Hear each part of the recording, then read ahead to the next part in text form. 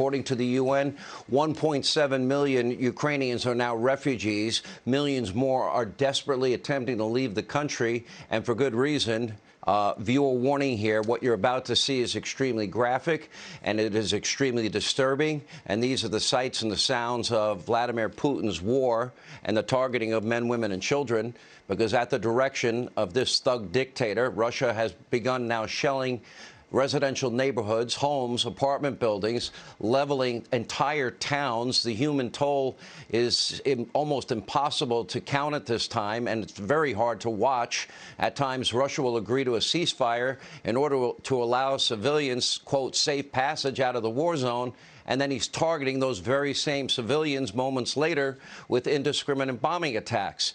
Now, this is an image of an entire family, including 2 children, apparently murdered in one such attack. This is a picture from the First Lady of Ukraine showing a father desperately rushing his 18-month-old baby to a hospital after a shelling barrage. That little boy is now reportedly dead. And look at your screen. We are witnessing a mass casualty situation before our very eyes. And for what? To fulfill the selfish, territorial dreams of an evil, murdering, maniacal, megalomaniac dictator? Does anyone around Putin, in his inner circle, generals, advisors, do you actually believe this is a good thing? Or are you just following orders and making that your lame excuse? As I've said before, there's one way to stop this war, and if anyone around Putin has a backbone, a soul, a conscience, guess what? They need to get him out of power by any means necessary. And I say that unapologetically for you liberal critics out there. Now, how many more children do you need to see dead before you get to that position? Meanwhile, Putin has reportedly even sent death squads into Ukraine to assassinate President Zelensky and his family. So, as far as I'm concerned, what goes around will come around, and Vladimir Putin should watch his back. And by the way, why are we still importing Russian oil? America needs to pause here, because Vladimir Putin is literally selling energy to our country, every NATO ally country, especially Germany and Western European countries, and he's making billions of dollars every single day. And in this country, we were energy independent. Joe Biden inherited energy independence. We were a net exporter of energy when he became president.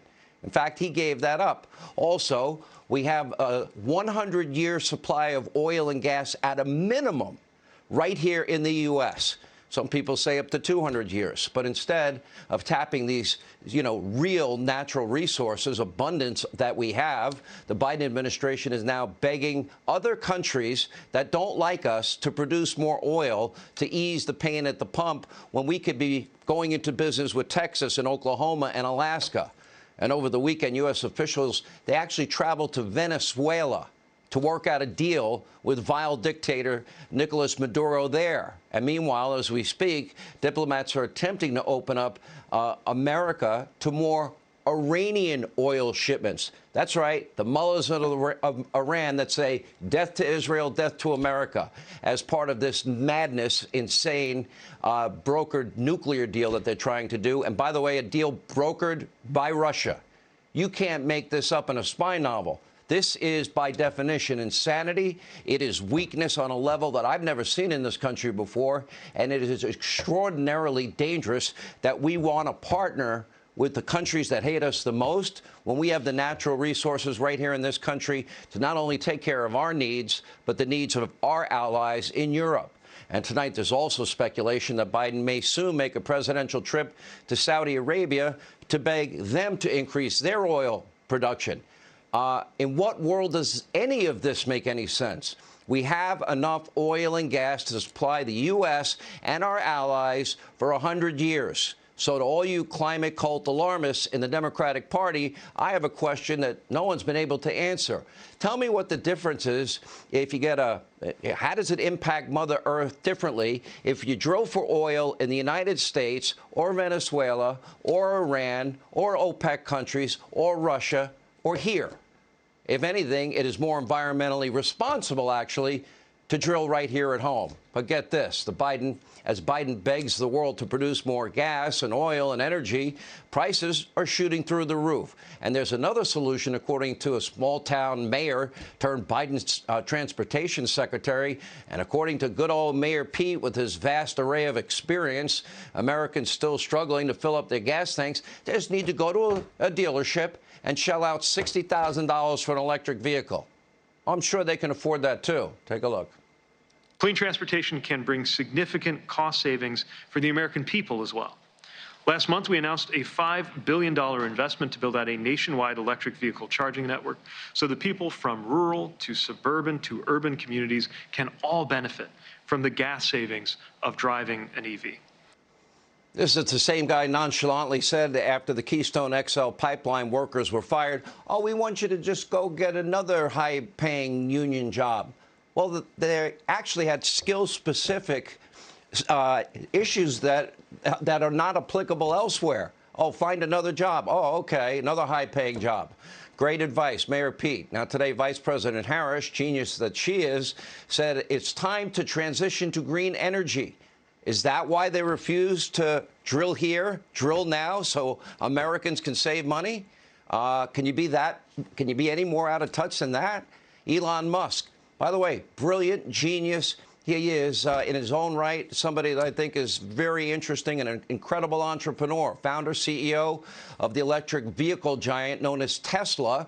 He's calling for more domestic energy production.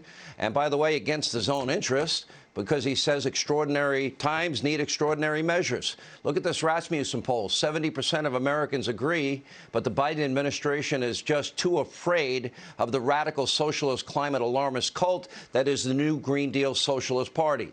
And instead of standing up to these radicals, the administration would rather you, the American people, pay more for everything. Rather, he could stand up to his own party and say, these are extraordinary times. We need to once again be energy independent. He has that option. He refuses to even talk about that option. Instead, we have a 40-year high of inflation. All the food you buy, all the gas you put in your car, all the money you spend to heat and cool your home, everything you buy in every store costs more because Joe cares more about his new Green Deal Socialist Party than he does about the American people.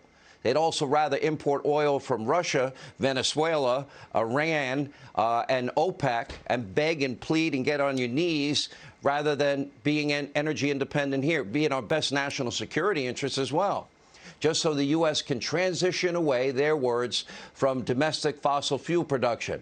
Now, tonight, we should be negotiating with the governor of Texas, the governor of Oklahoma, the governor of Alaska.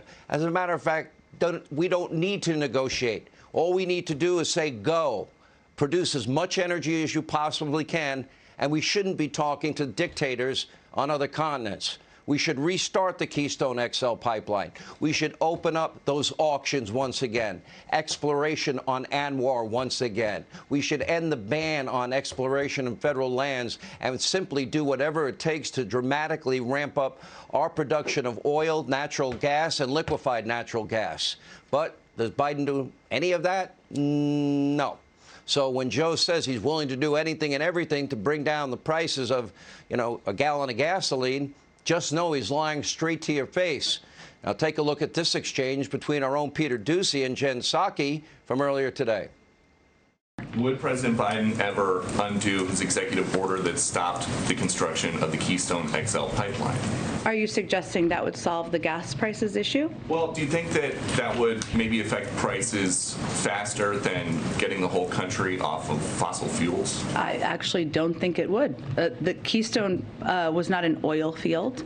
It's a pipeline. Yeah. Also, the oil is continuing to flow in just through other means. So it actually would have nothing to do with the current supply imbalance.